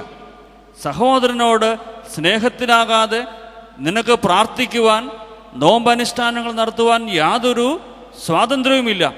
അല്ലാതെ നടത്തുന്ന ഒരു പ്രാർത്ഥനയും ദൈവം അംഗീകരിക്കുകയില്ല എന്ന് വളരെ സ്പഷ്ടമായിട്ട് പറയും. അങ്ങനെയെങ്കിൽ പലപ്പോഴും നാം പരാതിപ്പെടാറുണ്ട്, ദൈവമേ എൻ്റെ പ്രാർത്ഥന ദൈവം നീ കേൾക്കുന്നില്ലല്ലോ. എവിടെയെങ്കിലും ഇത്തരത്തിലുള്ള രമ്യപ്പെടലിൻ്റെ അനുഭവം നമ്മൾ മാറ്റിവെച്ചിട്ടുണ്ടോ? ഞാൻ പോയി എൻ്റെ സഹോദരനോട് രമ്യതപ്പെടുന്നുവെങ്കിൽ എൻ്റെ പ്രാർത്ഥന ദൈവസന്നിധിയിൽ അംഗീകരിക്കപ്പെടും. എൻ്റെ യാഗവസ്തു അവിടെ ബലി കഴിക്കുവാൻ യോഗ്യമായി തീരും. യോസേഫ് തൻ്റെ സഹോദരങ്ങളോട് ക്ഷമിച്ചു. എന്ത് ക്ഷമിച്ചു എന്നാ? ഒന്നും സംഭവിച്ചില്ല എന്നുള്ളതാണോ? അതാണോ ക്ഷമ? Not pretending something never happened. എന്തെങ്കിലും സംഭവിച്ചു എന്ന് എന്തുവാ നമ്മൾ അത്തരത്തിൽ പ്രതികരിക്കാതിരിക്കുന്നതാണോ? അല്ല. നമ്മളോടൊരുവൻ കടപ്പെട്ടത് നമ്മളത് വേണ്ട എന്ന് വയ്ക്കുകയാണ്. അതാണ് ക്ഷമയെന്ന് പറയുന്നത്. ഇവിടെ എൻ്റെയും നിങ്ങളുടെ ജീവിതത്തിൽ ഈ ദുഃഖങ്ങളും കഷ്ടതകളും നെടുവീർപ്പുകളും മറ്റൊരുവൻ്റെ ജീവിതത്തിലെ തിന്മകൾ കൊണ്ട് നാം അനുഭവിക്കേണ്ടി വരുന്ന ഓരോ നരകയാതനകളും അതിനൊരു ഉദ്ദേശമുണ്ട്. ദൈവം അത് എനിക്കും നിങ്ങൾക്കും നന്മയ്ക്കാക്കി തീർക്കുമെന്നുള്ള യാതൊരു സംശയമില്ല. പ്രതിപകരം എനിക്ക് നിങ്ങൾക്കുമുള്ളതല്ല, ദൈവം അവരോട് ചോദിച്ചോളൂ. ദൈവമാണ് അതിൻ്റെ പ്രതിപകരം കൊടുക്കുക. ഞാനും നിങ്ങളും അതിന് പ്രതിപകരം കൊടുക്കാൻ പോയാൽ ഈ ലോകത്തിൻ്റെ അവസാനം വളരെ അടുത്തു കഴിഞ്ഞു. എന്നാൽ ഇവിടെ ക്ഷമിക്കുവാൻ യോസേഫ് പഠിക്കുകയാണ്, അതും സ്വന്തം സഹോദരങ്ങളോട്. ഇവിടെ ദൈവത്തോടൊപ്പം നടക്കുവാൻ നമ്മൾ പഠിക്കുകയായിരുന്നു. എങ്ങനെയൊക്കെയാ? Walking with God. രണ്ടുപേര്, ആമോസ് പ്രവാചകൻ പറയുന്ന പോലെ, രണ്ടുപേര് ഒത്തിട്ടല്ലാതെ എങ്ങനെയാണ് ഒരുമിച്ച് നടക്കുവാൻ സാധിക്കുക? നമുക്ക് അനുസരണത്തിൻ്റെയും വിശ്വാസത്തിൻ്റെയും സ്ഥലത്തിൽ നോഹയെപ്പോലെ നമുക്ക് പരിപൂർണമായി ദൈവത്തെ അനുസരിച്ച് വിശ്വസിച്ചുകൊണ്ട് ജീവിക്കുവാൻ സാധിക്കുമോ? അങ്ങനെയെങ്കിൽ ദൈവത്തോട് നടക്കുവാൻ നമുക്ക് സാധിക്കും. പ്രതികൂലതകളുടെ, പ്രതിസന്ധികളുടെ നടുവിൽ ദൈവത്തിൽ പരിപൂർണമായും വിശ്വസിച്ച് നടക്കുവാൻ സാധിക്കുമോ? എന്നെ നിങ്ങളെയും വിടുവിക്കുവാൻ ദൈവം വിടുവിച്ചില്ലെങ്കിലും ഞാൻ അവനെ പരിപൂർണമായി വിശ്വസിക്കുന്നുവെന്ന് മുൻകൂട്ടി തന്നെ തീരുമാനിക്കുവാൻ, അനുസരിക്കുവാൻ എനിക്ക് നിങ്ങൾക്കും സാധിക്കുമോ? അങ്ങനെയെങ്കിൽ എരിയുന്ന തീച്ചൂളയുടെ അനുഭവത്തിൽ നിന്ന് പോലും ദൈവം തമ്പുരാൻ നമ്മളെ വിടുവിക്കും, യാതൊരു സംശയവുമില്ല. മൂന്നാമതായി, ക്ഷമയുടെ പാഠങ്ങളിലൂടെ, അനുഭവത്തിലൂടെ ദൈവത്തോടു കൂടെ ചേർന്ന് നടക്കുവാൻ, എൻ്റെ സഹോദരങ്ങളെ തിരിച്ചറിയുവാൻ എനിക്ക് സാധിക്കുന്ന ഇടമാണ് എൻ്റെ വലിയും പ്രാർത്ഥനകളും നമസ്കാരങ്ങളും നോമ്പുകളും ഒക്കെ ദൈവം തമ്പുരാൻ അംഗീകരിക്കുക. എൻ്റെ സഹോദരനോടുള്ള വൈരാഗ്യവും വിദ്വേഷവും ഒക്കെ മനസ്സിൽ വെച്ചുകൊണ്ട് ഞാനും നിങ്ങളും പ്രാർത്ഥിക്കുമ്പോൾ അത് ദൈവസന്നിധിയിലേക്ക് അംഗീകരിക്കപ്പെടുകയില്ല. അവിടെയാണ് ക്ഷമയുടെ പാഠത്തിലൂടെ ദൈവത്തോടു കൂടെ നടക്കുവാൻ എനിക്ക് നിങ്ങൾക്കും സാധിക്കുക. ഇവിടെയൊക്കെ നാം കണ്ടത് മനുഷ്യൻ ദൈവത്തോടു കൂടെ നടക്കുവാനുള്ള പരിശ്രമമാണ്. പഴയ നിയമത്തിൽ ദൈവം തമ്പുരാൻ മനുഷ്യനെ തന്നോട് കൂടെ ചേർത്ത് നിർത്തുവാൻ ശ്രമിച്ചു. എന്നിട്ട് പോലും ദൈവജനം ദൈവത്തിൽ നിന്ന് അകന്ന് ജീവജലത്തിൻ്റെ ഉറവകളെ വിട്ടിട്ട് പൊട്ടക്കിണറുകളെ കുടിക്കുന്ന ഒരു ജനതയെ പ്രവാചകൻ്റെ പുസ്തകത്തിൽ നാം കാണുന്നുണ്ട്. അതുകൊണ്ട് തന്നെയാണ് ദൈവം ഒരു തീരുമാനമെടുത്തു, ദൈവം നമ്മോടുകൂടെ നടക്കുവാൻ. പുതിയ നിയമത്തിലേക്ക് കടന്നു വരുമ്പോൾ ഇമ്മാനുവേൽ, ദൈവം നമ്മോടുകൂടെ എന്നർത്ഥമുള്ള യേശുതമ്പുരാൻ ഈ ലോകത്തിലേക്ക് കടന്നു വന്നു. സ്വർഗത്തിൻ്റെ അനുഭവത്തിൽ നിന്ന് തൻ്റെ പിതാവിൻ്റെ വലതുഭാഗത്തിരിക്കുന്ന പുത്രൻ തൻ്റെ എല്ലാം ഉപേക്ഷിച്ച് ഈ ലോകത്തിലേക്ക് കടന്നു വന്നു. എന്നെ നിങ്ങളെയും പോലെ ഒരു മനുഷ്യനായി പാപം ഒഴികെ സർവ്വത്തിലും പരീക്ഷിക്കപ്പെട്ട ഈ ലോകത്തിൽ എനിക്ക് നിങ്ങൾക്ക് വേണ്ടി ഞാനും നിങ്ങളും ചെയ്യുന്നതായ എല്ലാ പാപങ്ങൾക്കും വേണ്ടി ഒരിക്കലായി യാഗമായി തീർന്നു. യേശുതമ്പുരാൻ നമ്മോടുകൂടെ യാത്ര ചെയ്യുവാൻ ശ്രമിച്ചു. ഇവിടെ ദൈവം മനുഷ്യനോടുകൂടെ, നമ്മൾ ഓർക്കും ദൈവത്തോടുകൂടെ ഞാൻ നടക്കേണ്ടത് മാത്രം മതിയോ? അല്ല, ദൈവവും നമ്മോടുകൂടെ യാത്ര ചെയ്യും. ഒരു കുസൃതി ചോദ്യം ഒരു പക്ഷെ നമുക്ക് കേട്ടിട്ടുണ്ടാകാം, ദൈവം നമ്മുടെ കൂടെ എല്ലായിടത്തുമുണ്ടോ? ഒരാൾ മദ്യപിക്കുക എന്നൊക്കെയാണ് ഒരു ഷാപ്പിലേക്ക് കയറി പോയാൽ ദൈവം അവനോട് കൂടെ ഷാപ്പിനകത്തേക്ക് പോകുമോ? നിസ്സാരമായിട്ടൊരു സൺഡേ സ്കൂൾ വിദ്യാർത്ഥി ചോദിച്ചതാ. എന്താ അതിന് മറുപടി? ദൈവം ആ വാതിൽക്കൽ നിൽക്കും, അവൻ മടങ്ങി വരുവാൻ തക്കവണ്ണം. എന്നോടും നിങ്ങളോടും ഒപ്പം ദൈവമുണ്ട്. യേശുതമ്പുരാൻ നമ്മോടൊപ്പമുണ്ട്. ദൈവം നമ്മോടുകൂടി യാത്ര ചെയ്യും, നമ്മളെ വഴി നടത്തും. ആദാമും ഹവ്വായും ഏദൻ തോട്ടത്തിൽ സഞ്ചരിച്ചു. ദൈവം അവരുടെ കൂടെ ആ ഏദൻ തോട്ടത്തിൽ നടന്നു. അവിടെ ദൈവത്തിൻ്റെ സാന്നിധ്യം, ദൈവത്തിൽ നിന്ന് ഒരല്പം അവർ അകന്നു മാറി നിന്നപ്പോൾ പരീക്ഷണത്തിൻ്റെ അനുഭവത്തിൽ അവർ തിന്മയിലേക്ക് കടന്നുപോയി. ഏദൻ തോട്ടത്തിലെ ഈ യാത്ര, ദൈവത്തോടു കൂടിയുള്ള യാത്ര, എല്ലാ പ്രതികൂല സാഹചര്യങ്ങളും നമ്മളെ വഴി നടത്തും. എന്നാൽ ദൈവത്തിൽ നിന്ന് അകന്ന് കടന്നു പോകുന്ന ഓരോ നിമിഷവും പരീക്ഷണങ്ങളുടെ കാലഘട്ടമാണ്. അവിടെയാണ് പിശാചിൻ്റെ വാക്കുകൾ അനുസരിച്ച് നാം തിന്മയിലേക്ക് കടന്നു പോകുക. പിന്നീട് ദൈവം ഇസ്രായേൽ ജനത്തോടൊപ്പം മിസ്രൈമിൽ നിന്ന് കനാൻ നാട്ടിലേക്കുള്ള അവരുടെ മരുഭൂമി യാത്രയിൽ കൂടെ നടന്നു. എങ്ങനെയാ? പകൽ മേഘസ്തംഭമായും രാത്രി അഗ്നിത്തൂണായും അവരുടെ കൂടെ നടന്നു.